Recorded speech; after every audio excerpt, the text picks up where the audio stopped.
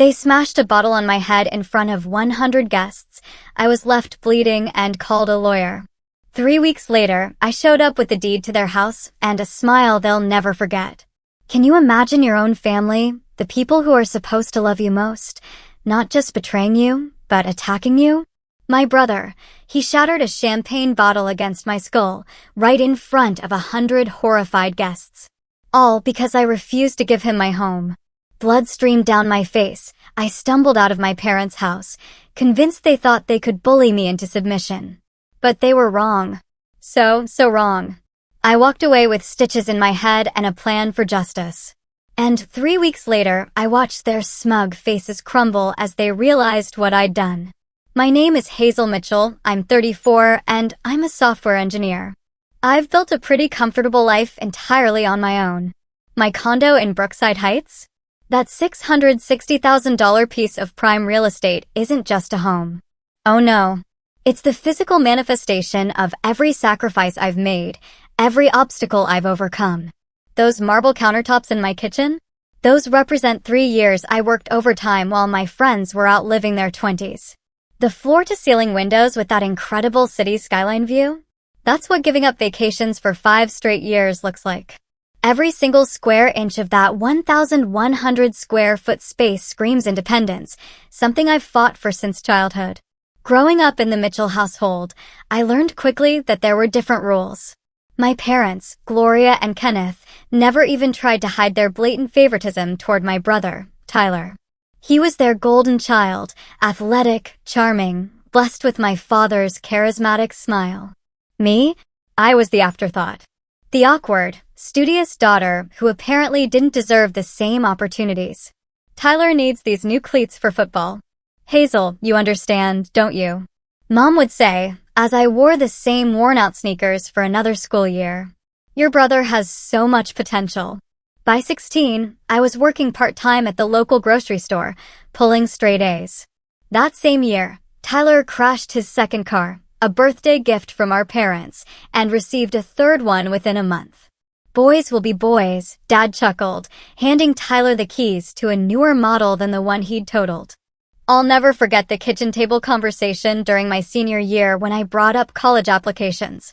We've set aside money for Tyler's education at State, Mom explained. He's got a partial athletic scholarship, but we'll cover the rest.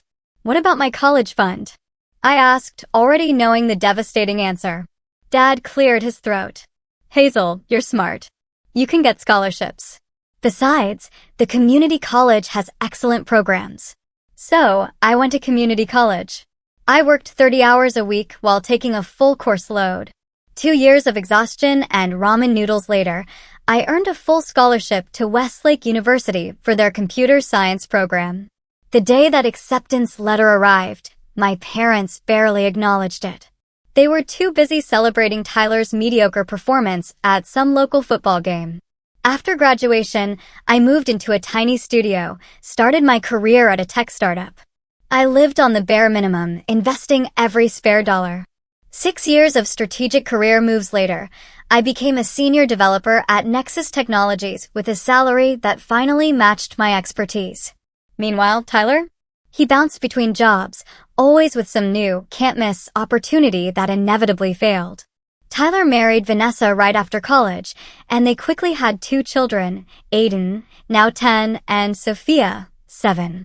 Despite my complicated feelings about my brother, I adore my niece and nephew. I've always made sure to be present for their birthdays and school events, even when my brother and sister-in-law made pointed comments about my fancy job and selfish lifestyle. While I was meticulously saving for my condo, my parents' financial situation was crumbling. Dad's construction business suffered during the recession. But instead of downsizing, they kept borrowing against their home equity, pouring money into Tyler's endless stream of failed ventures, a sports memorabilia shop, a food truck, and most recently, a revolutionary fitness app that never made it past the concept stage. 3 years ago, I finally had enough for a down payment on my dream condo. The day I signed those papers was the proudest moment of my life. Not a single person from my family attended the housewarming party I threw, despite 6 weeks' notice. Tyler, apparently, had a networking event that couldn't be missed. The condo itself is everything I ever wanted. 2 bedrooms, one converted to a home office, 2 bathrooms, an open-concept kitchen, and a small balcony where I grow herbs. The building has a gym, a rooftop pool, 24-hour security. It's my sanctuary. My achievement. My proof that I didn't need anyone's help to succeed. In the months leading up to Tyler's birthday party, I started noticing it. My family's comments about my living situation became more frequent, more pointed. "Must be nice to have all that space just for yourself," Mom remarked during a rare visit to my place. "You know, Aiden and Sophia could really use their own rooms," Tyler mentioned over Thanksgiving dinner. "This house is getting cramped with 4 of us." I didn't think much of it then. I should have. I really should have recognized the red flags for what they were. The early signs of an entitlement that would eventually explode in violence and betrayal. The invitation to Tyler's 40th birthday party arrived in my email inbox one Tuesday morning in April. "Join us for a milestone celebration," the subject line read, detailing a Saturday evening party at my parents' suburban home. My first instinct? Make an excuse. A work emergency, perhaps, or a sudden illness. After years of disappointment, family gatherings had become exercises in smiling through passive-aggressive comments and biting my tongue. But then the text started. "You have to come to Tyler's party," Mom wrote. "It's a special celebration, and the whole family will be there." Dad called the next day. "Hazel, your brother would be devastated if you weren't there. We're planning something important." Even Tyler, who rarely contacted me unless he needed tech support, sent a message. "Hey sis, really hope you can make it Saturday. There's something we want to talk to you about." My friend Olivia noticed my distraction when we met for coffee that Thursday. She's been my closest friend since college, and she knows my family history all too well. "They're laying it on thick this time," she commented, stirring her latte. "Any idea what this important thing might be?" I shrugged. "Probably another investment opportunity for Tyler's latest doomed business idea." Olivia's expression turned serious. "Hazel, remember Thanksgiving? Your mom kept making those comments about sharing wealth within the family and how property is just a material thing." I remembered. At the time, I dismissed it as my mother's typical guilt tripping. But now, with the coordinated push for my attendance, I felt a flicker of unease. "Be careful," Olivia warned. "Set your boundaries before you go." Despite my misgivings, I went shopping for Tyler's gift on Friday after work.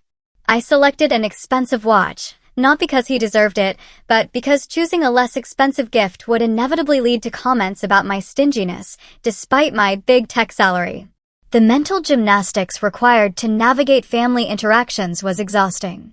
Saturday arrived with unseasonable warmth. I chose my outfit carefully, professional but not flashy, a navy blue dress that wouldn't stand out. The last thing I wanted was to be accused of showing off. I wrapped Tyler's gift in silver paper, added a generic card with a simple, "Happy Birthday," and set off for the 30-minute drive to my parents' suburban neighborhood. Maple Creek Estates hadn't changed much since my childhood. The same well-maintained lawns, the same 2-story houses with 2-car garages, the same sense of comfortable conformity.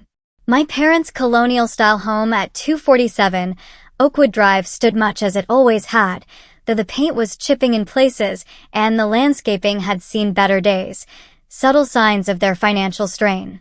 Cars lined both sides of the street. Tyler had always been popular, the kind of person who collected friends easily with his outgoing nature.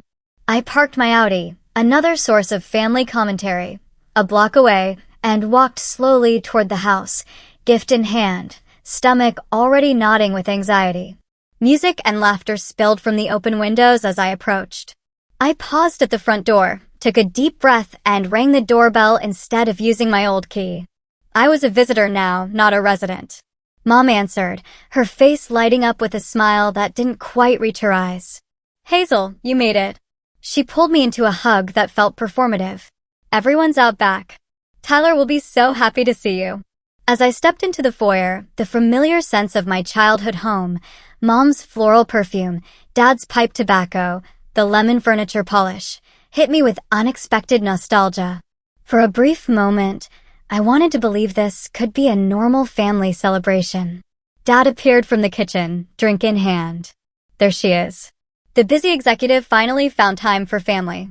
His tone was jovial, but the barb was clear. I forced a smile. Wouldn't miss Tyler's big day. As I moved toward the backyard, I overheard my parents' hushed conversation. She came. Good, Dad murmured. We'll discuss the arrangement after the cake. Are you sure about the timing? Mom whispered back. What if she makes a scene? She won't, Dad replied with certainty. Not with everyone here. Image is too important to her. I pretended not to hear, but my unease deepened. Whatever this arrangement was, I already knew I wouldn't like it. The backyard had been transformed with string lights, tables covered in blue tablecloths, and dozens of helium balloons. About 100 people milled around, extended family, childhood neighbors, Tyler's friends from various phases of his life. A bartender served drinks from a rented setup, and catering staff circulated with appetizers. I placed Tyler's gift on the designated table, already piled high with presents, and grabbed a glass of wine from a passing server. Liquid courage seemed necessary for whatever was coming. Hazel, is that you? My Aunt Patricia approached, eyeing me up and down. Still single? You know, my friend's son just moved to the city. He's a lawyer. And so it began. The familiar litany of uncomfortable interactions. That condo of yours must be worth a fortune now, commented my father's friend, George. Smart investment. Your parents are so proud of Tyler, my mother's cousin Ellen informed me, as though I needed reminding of my second-place status. Such a family man, despite his challenges. With each conversation, the knot in my stomach tightened. I checked my watch repeatedly, calculating how soon I could reasonably leave. Then Tyler made his grand entrance, Vanessa and the kids flanking him like royal attendants. The crowd erupted in cheers and applause. My brother, now sporting a designer haircut and expensive clothes that belied his financial situation, beamed and waved like a politician. When he spotted me, he made a beeline in my direction, enveloping me in a bear hug that smelled of too much cologne. You came, he exclaimed, loud enough for nearby guests to hear. My successful sister made time for little old me. I returned the hug stiffly. Happy birthday, Tyler. He kept his arm around my shoulders as he addressed the people nearby. My sister, the tech genius, making the big bucks while the rest of us struggle along. His laugh was hollow. Maybe some of that success will rub off on me tonight. The comment hung in the air, loaded with implication. I extracted myself from his grip and moved toward the food table, needing distance. The next 2 hours passed in a blur of small talk and deflected questions about my personal life. I was midway through a conversation with my second cousin when Mom tapped my shoulder. Hazel, could you join us in your father's study? Family meeting. The moment had arrived. Whatever this arrangement was, I was about to find out. Dad's study had always been off limits when we were kids. A sanctuary of leather, wood, and the musty smell of old books that were more for show than reading. As I followed Mom down the hallway, away from the noise of the party, I noticed Tyler and Dad already waiting by the study door, their expressions unnaturally composed. Close the door, will you? Dad said as we entered. He settled behind his desk while Mom and Tyler took seats on the leather sofa. The only place left for me was the uncomfortable wooden chair near the bookshelf, a physical manifestation of my outsider status in this family unit. Hazel, Dad began, folding his hands on the desk in what I recognized as his business negotiation pose. We wanted to discuss something important with you as a family. Tyler leaned forward, his birthday boy smile replaced by an earnest expression I didn't trust for a second. Sis, you know things have been tough for us lately. The business climate has been challenging, Dad interjected, as though his poor financial decisions were somehow the economy's fault. And with Tyler's app development costs, we've been thinking about solutions, Mom added, her voice taking on the soothing tone she used when she wanted something, about how this family can support each other. I remained silent, waiting for them to get to the point. Dad cleared his throat. We've come up with a plan that makes sense for everyone. Your condo in Brookside Heights, it's just you living there, right? All that space. My stomach dropped. Yes. And, well, Tyler jumped in. Vanessa and I have been looking at schools in that district. They're much better than what we have here. Aiden and Sophia deserve the best education. You know, the commute is killing me, Dad continued. Being closer to the city would help the business. Mom reached for my hand, which I instinctively pulled away. What we're proposing, dear, is that you sign over your condo to Tyler and his family. They need the space with 2 growing children, and you can easily afford to buy another place. The room fell silent as I processed what they were suggesting. Not asking.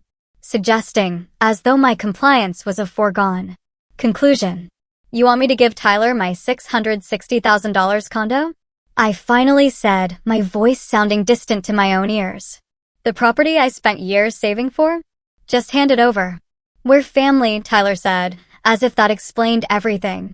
You make more than enough to get another place. Maybe something smaller, more suitable for a single person. This isn't a request out of the blue, Dad added. We've been talking about this for months. It's the right thing to do. The right thing, I repeated slowly. And what do I get in this arrangement? They exchanged glances, clearly not expecting this question. The satisfaction of helping your family? Mom offered weakly. I stood up, steadying myself against the bookshelf. No, absolutely not. That condo is mine. I worked for it. I paid for it. I'm not giving it away. Not to Tyler. Not to anyone.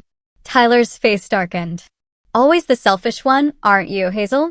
Some things never change. Selfish? I couldn't believe what I was hearing. How am I selfish for not wanting to give away my home? Because family takes care of family. Dad's voice rose. Your brother has children to think about. What do you have? A career? A fancy apartment? What good is success if you don't share it?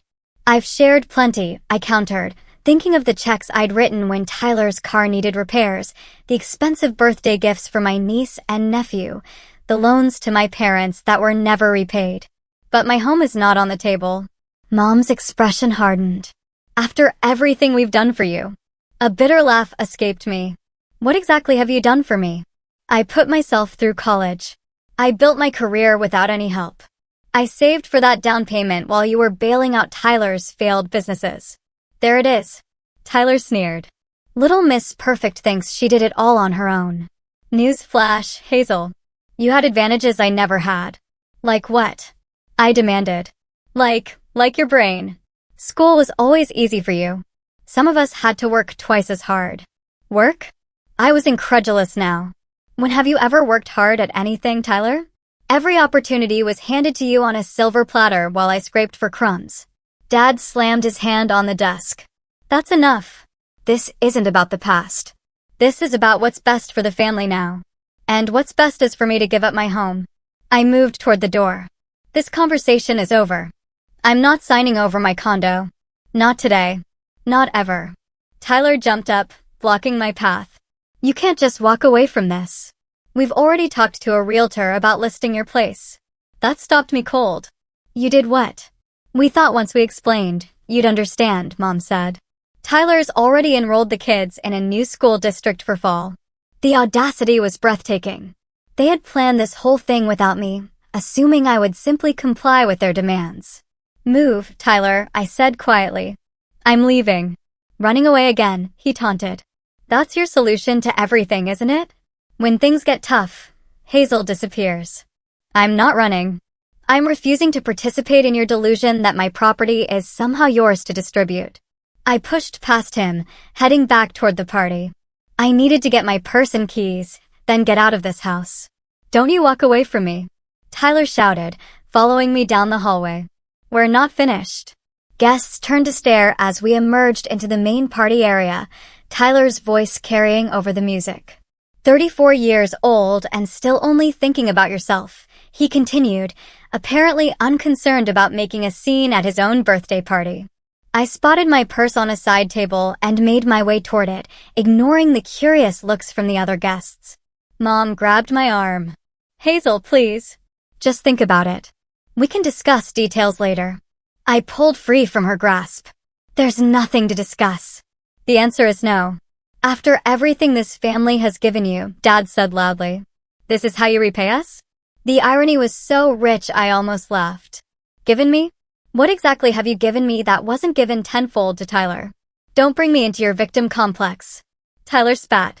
Just because you're jealous of my normal life instead of your lonely existence. By now, the party had gone quiet. 100 pairs of eyes watched our family drama unfold like some terrible reality show. I'm leaving, I announced, grabbing my purse. Happy birthday, Tyler. Enjoy the watch. As I turned toward the door, Tyler's face contorted with rage. You think you're better than us, don't you? With your fancy job and your fancy condo.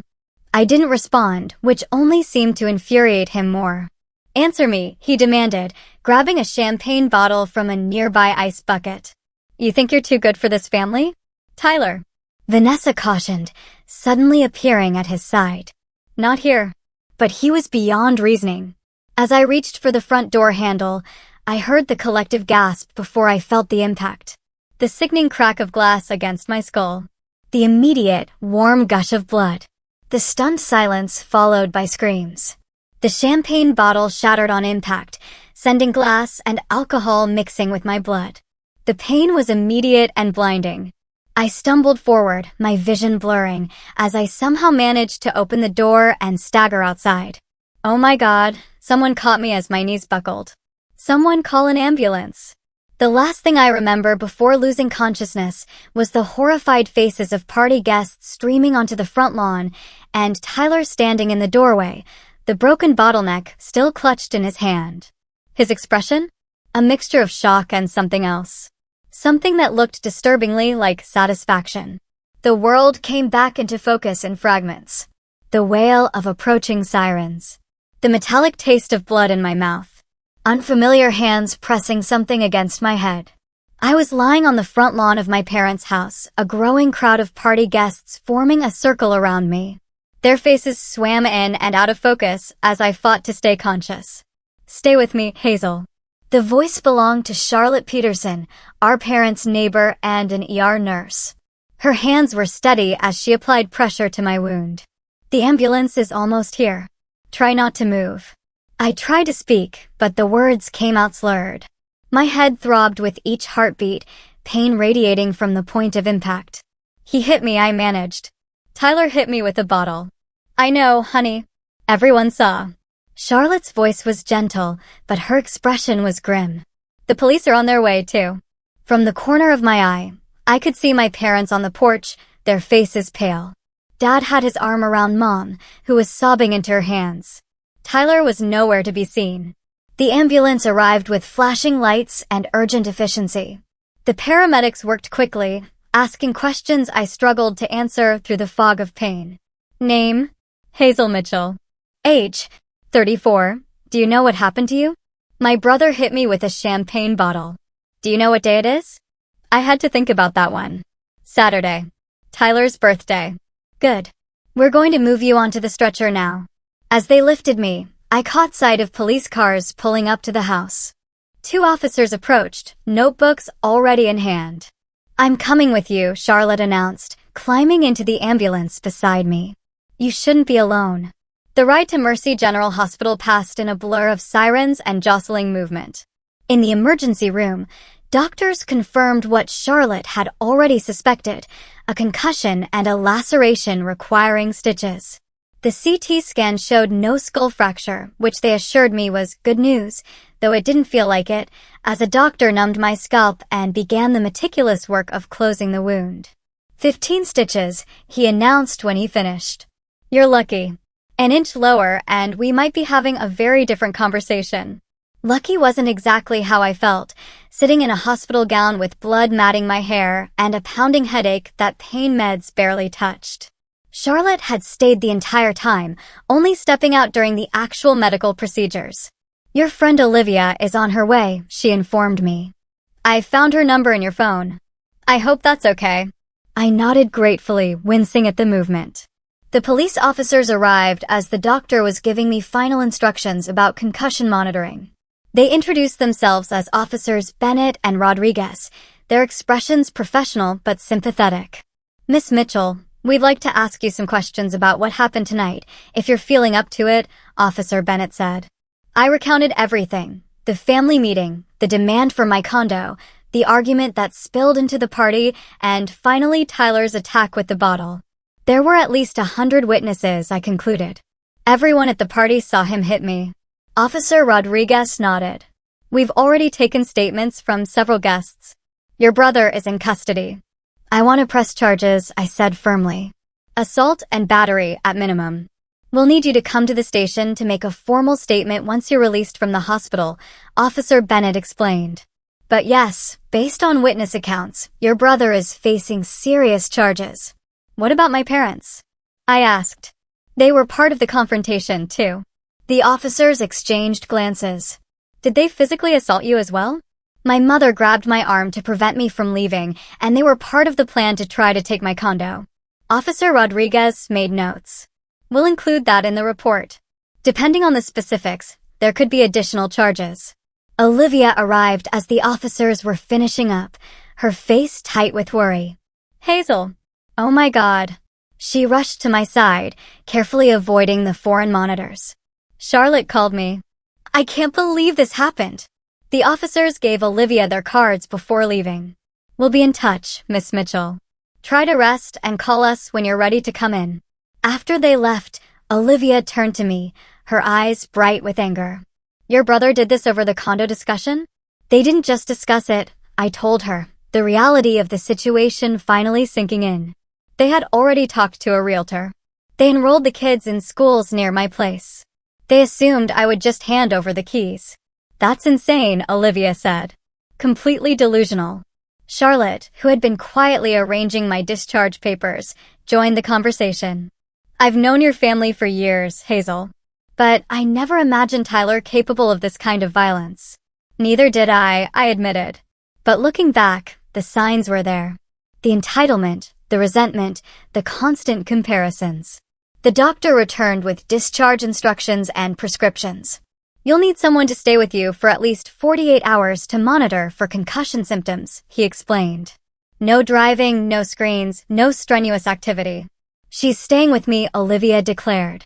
My guest room is all yours, Hazel. And I'll check in on you tomorrow, Charlotte added. Professional courtesy. As Olivia helped me change back into my clothes, now stained with dried blood, I felt a strange sense of clarity despite the throbbing in my head. For years, I had accepted my family's behavior, making excuses, keeping the peace. It took a bottle to the head to finally see the truth. I need to talk to a lawyer, I said as Olivia wheeled me toward the exit. Not just about the assault. About everything. My cousin Rebecca is an attorney, Olivia offered. Family law primarily, but she'll know who to connect you with. Outside, the night air felt cool against my skin. As Olivia helped me into her car, I looked back at the hospital entrance, illuminated by harsh fluorescent light. I'm done, I said quietly. Done making excuses for them. Done accepting scraps of affection. Done being the family ATM. Olivia squeezed my hand. It's about time. In that moment, with my head bandaged and my heart hardened, I made a decision. This wasn't just about the assault. This was about 34 years of systematic emotional abuse, favoritism, and entitlement. And for once in my life, I was going to fight back. The following days passed in a haze of pain medication, interrupted sleep, and slowly dawning realizations. Olivia's guest room became my sanctuary as I recovered from both the physical trauma and the emotional aftermath of Tyler's attack. True to her word, she stayed with me, monitoring my concussion symptoms and fielding the barrage of calls and texts that started arriving from family members.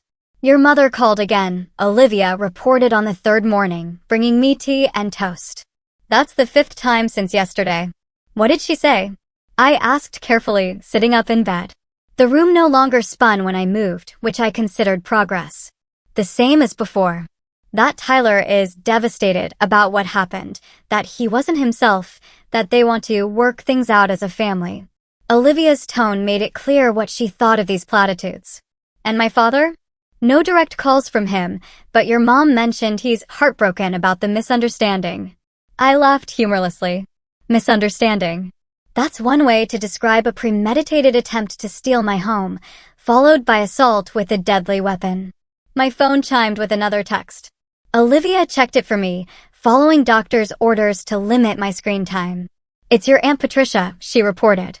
She says, and I quote, "Family should forgive family. Tyler made a mistake, but he's suffering too."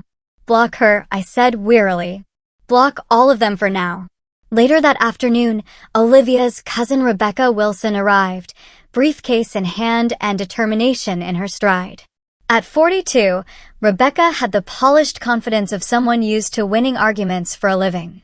"Assault and battery is just the beginning," she declared after I'd recounted the entire story.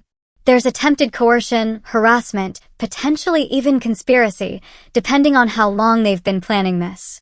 "What do you recommend?" I asked. "First, a restraining order against Tyler, minimum, possibly against your parents, too, if they continue the harassment.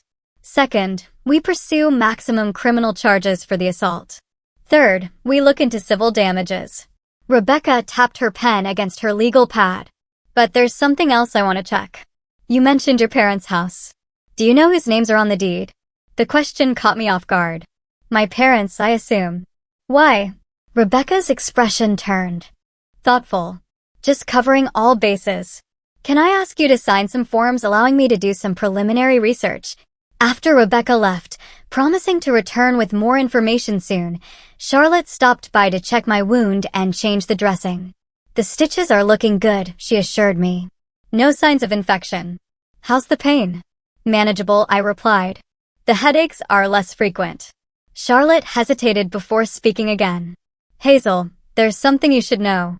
I didn't want to add to your stress earlier, but given that you're pursuing legal action." She took a deep breath.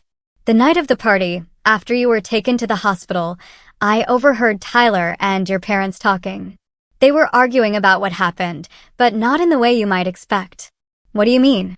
"Your father was angry at Tyler, but not for hurting you. He was angry because Tyler screwed up the plan by being too aggressive. Your mother kept saying they needed to regroup and try another approach. It sounded like, well, like the assault wasn't the plan, but getting your condo definitely was." The information settled heavily in my chest. "Thank you for telling me. That actually helps my case." 2 days later, Rebecca returned with a thick folder and a surprisingly satisfied expression. "I have some very interesting information," she announced, spreading documents on Olivia's dining table. "First, about your parents' house. I pulled the property records and guess whose name is on the deed alongside Kenneth and Gloria Mitchell." My stomach dropped. "No." "Yes, yours. Do you remember signing paperwork about 5 years ago?" A vague memory surfaced. Dad calling me about refinancing the house, needing my signature on some forms because the bank required additional security. I had signed without reading carefully, trusting my parents when they said it was just a formality. They added me to the deed because they couldn't qualify for refinancing on their own. I realized my credit score and income are what got them approved. Rebecca nodded. "Exactly. Which means you're not just a co-signer on the loan, you're a legal co-owner of the property. 1/3 ownership, to be precise." The implications began to dawn on me. So, if they've taken out additional loans against the house, they would have needed your signature, legally speaking. If they forged that or proceeded without your knowledge, that's fraud. Rebecca pulled out another document. Which brings me to my second discovery. I had my paralegal do some digging into recent financial activities connected to your parents and brother. "Look at this." She handed me a printout of what appeared to be a business registration. "Mitchell Innovation Labs LLC," I read aloud. "Registered to, wait. This is my address. My condo address. Filed 3 months ago," Rebecca confirmed. "With Tyler Mitchell listed as CEO and your parents as board members. They registered a business at your address without your knowledge or permission." My hands shook as I processed this information. They were planning to take my condo for months. The birthday party confrontation wasn't spontaneous. It was the culmination of a long-term strategy. Rebecca nodded grimly. "It gets worse. We pulled Tyler's credit report as part of the case preparation. He's been telling creditors he lives at your address. There are utilities, credit cards, even a car loan using your condo as his residence." The betrayal cut deep, but with it came a strange sense of validation. I hadn't imagined their entitlement. It was real, documented, and apparently limitless. "What does all this mean for my case?" I asked. It means we have a lot more leverage than I initially thought, Rebecca explained. The assault is serious enough, but this pattern of financial deception adds significant weight. And as for the house, she tapped the deed document. As a co-owner, you have rights, including the right to force a sale if the other owners are engaging in fraud or misconduct. The room fell silent as I considered the implications. You're saying I could sell their house? The one they've lived in for 30 years. Legally, yes. It would require court approval, but given the circumstances, their attempt to take your property, followed by assault when you refused, plus the financial fraud, we have a strong case. It seemed almost too perfect. A karmic reversal I hadn't dared imagine. I need to think about this. Of course, Rebecca agreed. It's a significant step, but I wanted you to know all your options. As Rebecca packed up her documents, my phone rang. Despite the blocking, some calls were still getting through. This one from an unknown number. Should I answer it? Olivia asked. Put it on speaker, I decided. The voice that came through was my father's. His tone uncharacteristically subdued. Hazel, are you there? We need to talk about what happened. I have nothing to say to you, I replied coldly. My attorney will handle all communication from now on. Attorney? Hazel, this is family business. We don't need lawyers involved. Family business stopped being an option when Tyler smashed a bottle against my head. There was a pause before he continued. That was unfortunate. Tyler lost his temper, but he's getting help now. Anger management classes. He's truly sorry. Is that why he's been using my address for his business and personal finances for months? Because he's sorry. Another pause. Longer this time. How did you know about that? I know everything, Dad. About Mitchell Innovation Labs. About the loans. About all of it. Now, Hazel, those were just preliminary steps. We were going to bring you in as a partner eventually. It was going to be a family business. The audacity was breathtaking. Stop lying. You've been planning to take my condo for months. You just didn't expect me to say no. We're your family, he insisted, his voice hardening. Everything we've done has been for this family. Your success should benefit all of us. My success. I felt my own anger rising. My success that you had no part in? That you actively undermined at every opportunity? That's success. Don't be dramatic. We supported you when you refused to help with college, when you criticized my career choices, when you borrowed money you never repaid. When exactly did you support me? This conversation isn't productive, he snapped. We'll talk when you're being more reasonable. No, we won't. Any further communication goes through my attorney.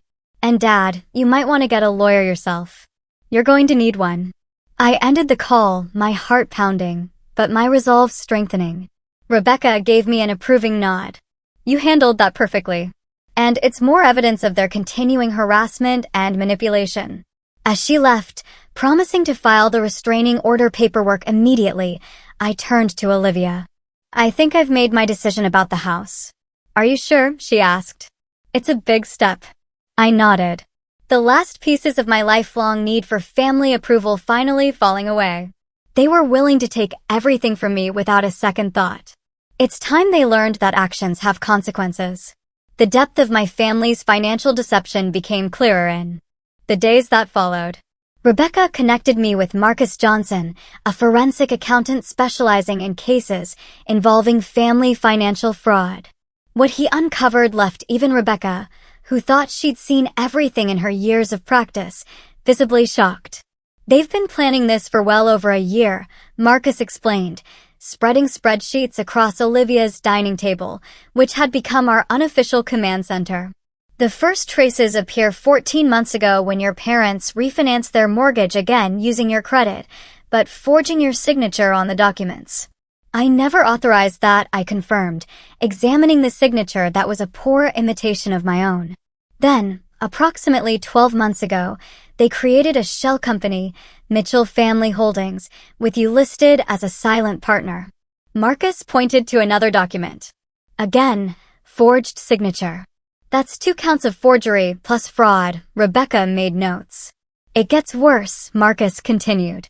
9 months ago, they began listing your condo address as the primary residence for both Tyler and your parents on various financial applications. 7 months ago, They registered the business using your address. And 3 months ago, they started the process of enrolling the children in schools in your district. All of this confirms premeditation, Rebecca noted. This wasn't a spontaneous request at a birthday party. This was a calculated, long-term plan to essentially steal your property. I stared at the mountain of evidence, a strange numbness replacing my initial shock. Did they really think they'd get away with this? Marcus adjusted his glasses. Based on the documents, yes. There are emails between your brother and parents discussing how to convince Hazel, or, failing that, how to leverage her guilt about family obligations. They seem to believe you would eventually capitulate to family pressure. And if I didn't? I asked. Marcus and Rebecca exchanged glances. There are some concerning messages about alternative approaches if you proved difficult, Marcus admitted. Nothing explicitly threatening violence, but the implication that they would escalate tactics is clear. The following day, Detective Sophia Carter from the Financial Crimes Unit came to review Marcus' findings. She brought additional evidence gathered during the police investigation of the assault. We obtained a warrant to search your brother's phone and computer based on the assault charges, she explained. What we found corroborates everything your forensic accountant discovered, plus some additional concerning elements. She opened her laptop to show a series of text messages between Tyler and my father from 2 weeks before the party. Tyler, what if she still says no after the party? Dad, she won't. Your mother, and I will make it clear this isn't a request. Tyler, but if she does? Dad, then we move to plan B. She's on the deed to our house. We have leverage. What did they mean by leverage? I asked. Detective Carter sighed. Based on other messages, they were planning to claim you had verbally agreed to sign over your condo in exchange for removing your name from their house deed. They were essentially going to claim a verbal contract that never existed. Rebecca looked outraged. That would never hold up in court. They probably knew that, Detective Carter agreed. But they were counting on family pressure and your desire to avoid lengthy legal proceedings to force your compliance. I shook my head, still struggling to comprehend the extent of their scheming. They really thought they had it all figured out.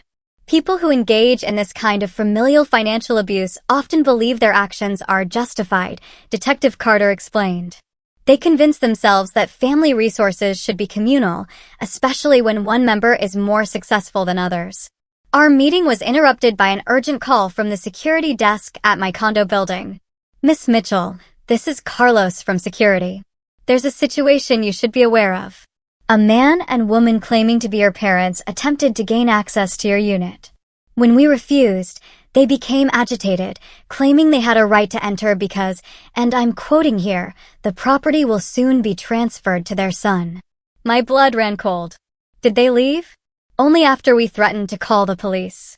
But before they left, the man said something about changing the locks being their right as future owners.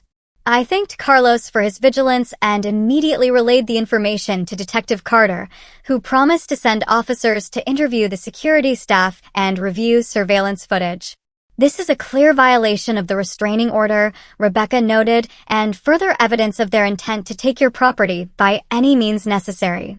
Later that evening, a neighbor from my condo building sent security footage showing Tyler and my father attempting to pick the lock on my door, carrying what appeared to be new doorknobs and locks.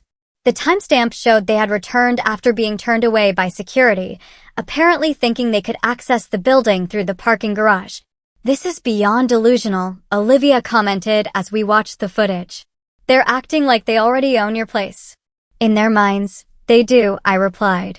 They've convinced themselves they're entitled to it. The next day, Rebecca confirmed what I had been suspecting.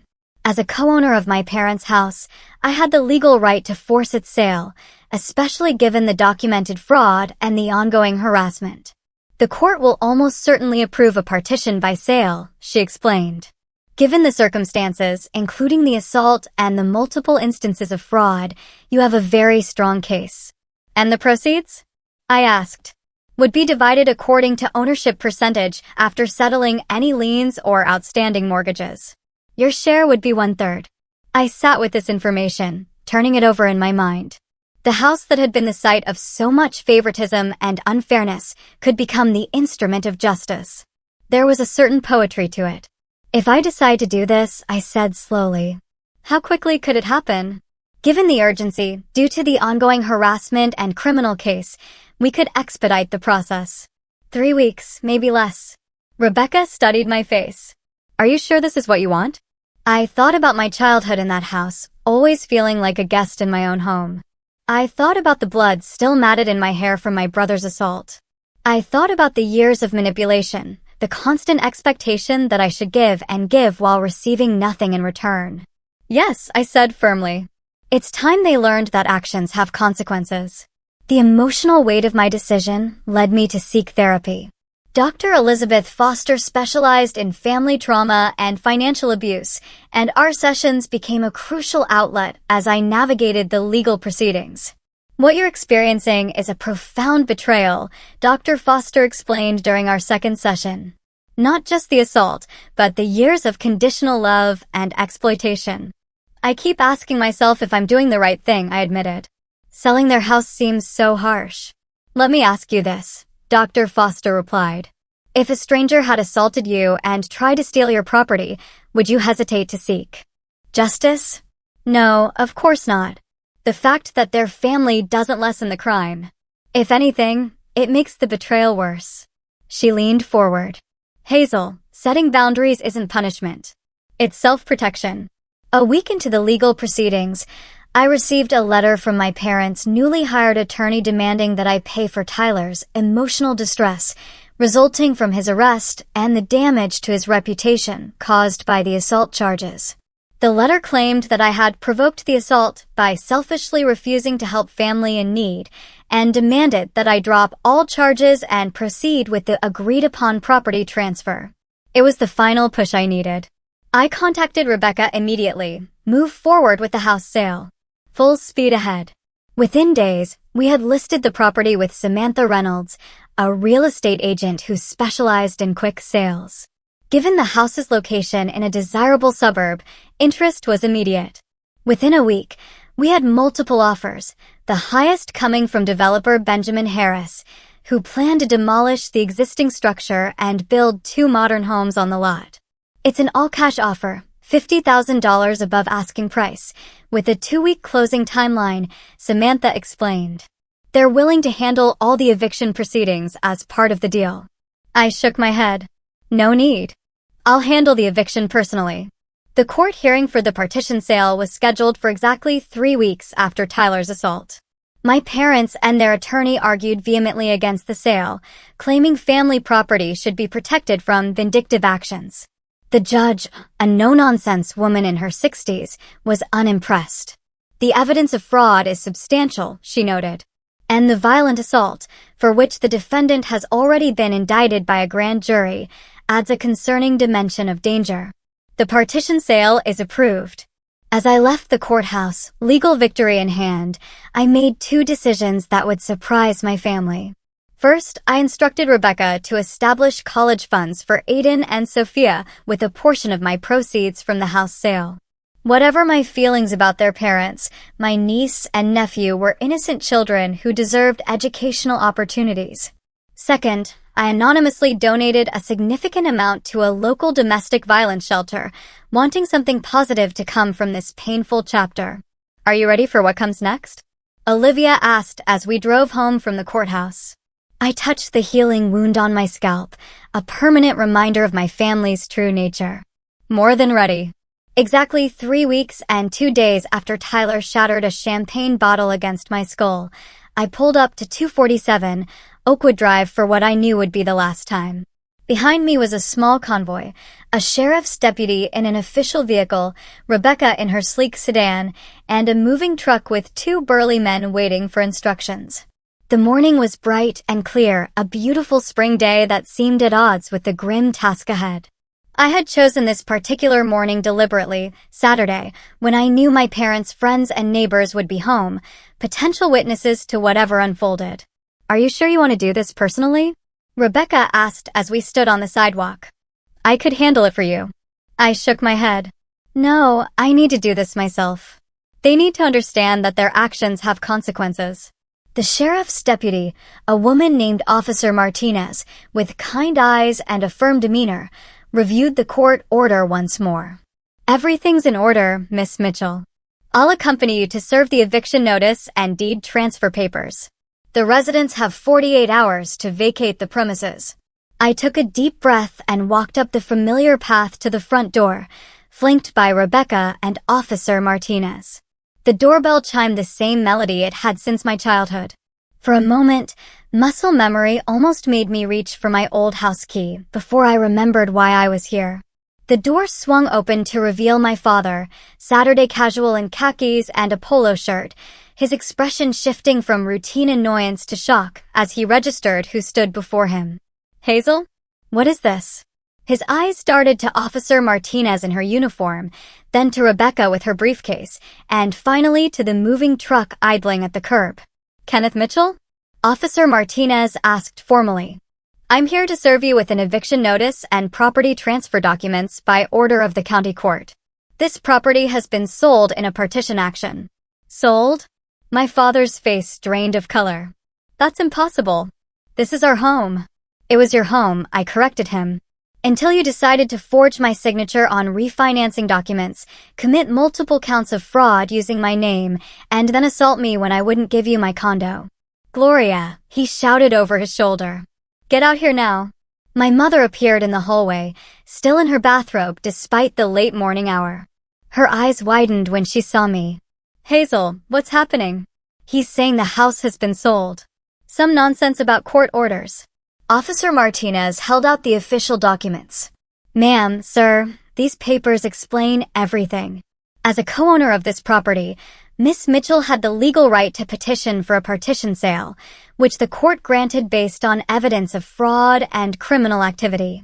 My mother's hand flew to her throat. "This can't be legal. We've lived here for 30 years. "It's perfectly legal," Rebecca interjected. "The documentation is all here. The new owner takes possession immediately, that you have 48 hours to remove your personal belongings." Movement behind my parents caught my eye. Tyler appeared, apparently having been staying with them since his release on bail, his face contorted with rage when he saw me. "You," he snarled, lunging forward, only to be blocked by my father. "Not now, Tyler." My father hissed. "There's a cop right there." Officer Martinez's hand moved instinctively to her weapon. "Sir, I need you to step back. You're currently in violation of a restraining order by being in Miss Mitchell's presence."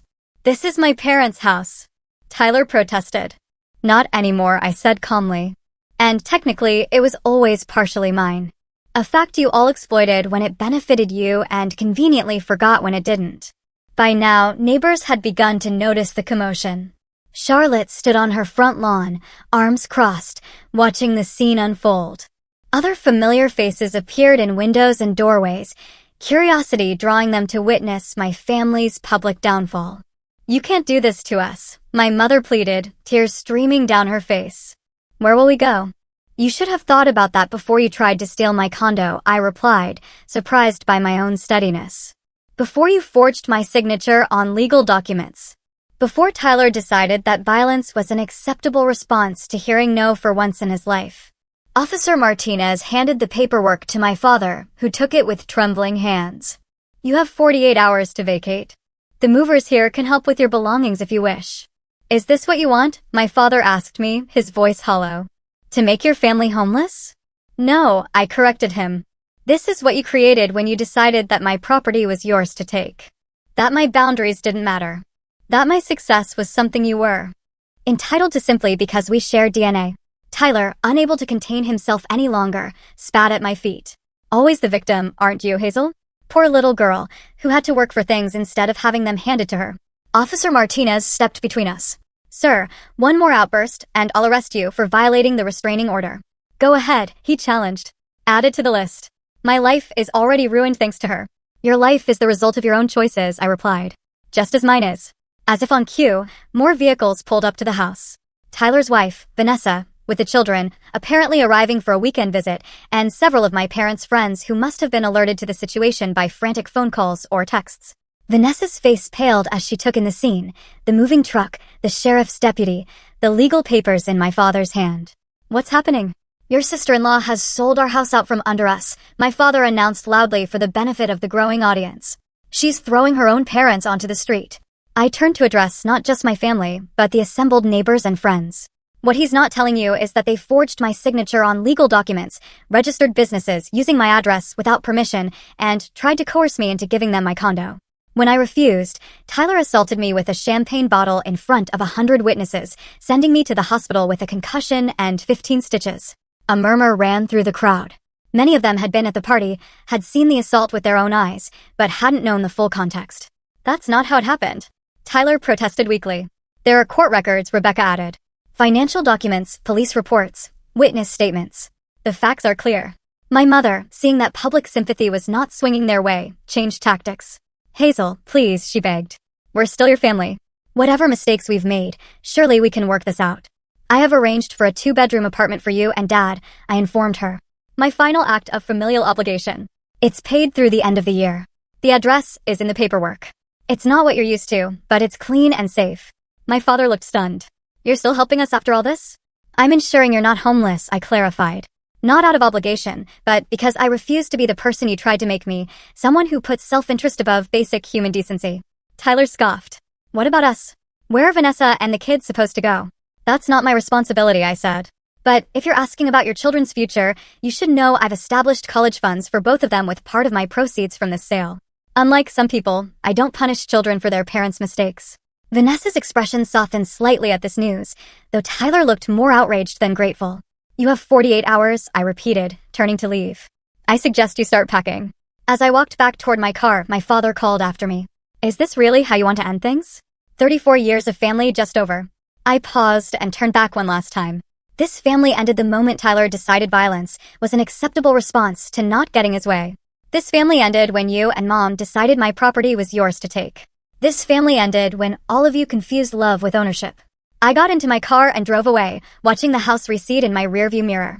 The weight that had pressed on my chest for weeks, for years really, began to lift. For the first time since the assault, I took a full, deep breath.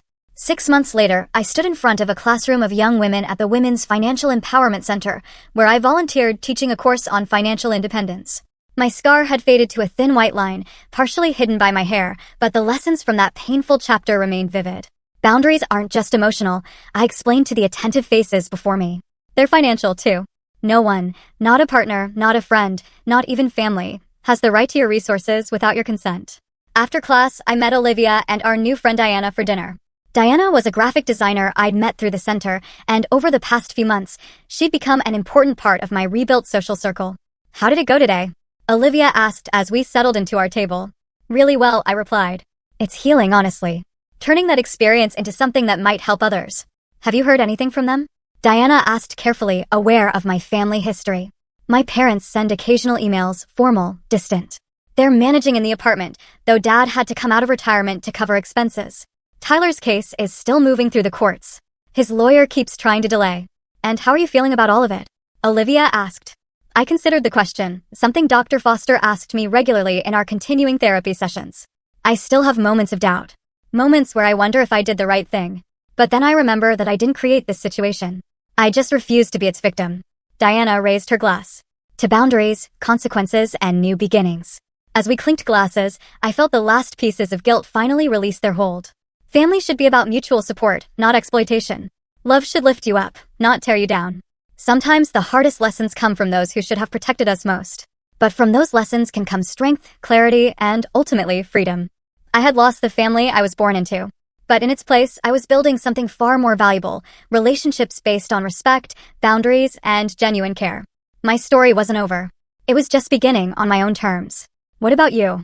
Have you ever had to set incredibly difficult boundaries with family members or cut ties with toxic relatives? Share your experiences in the comments below. I'd love to hear your stories.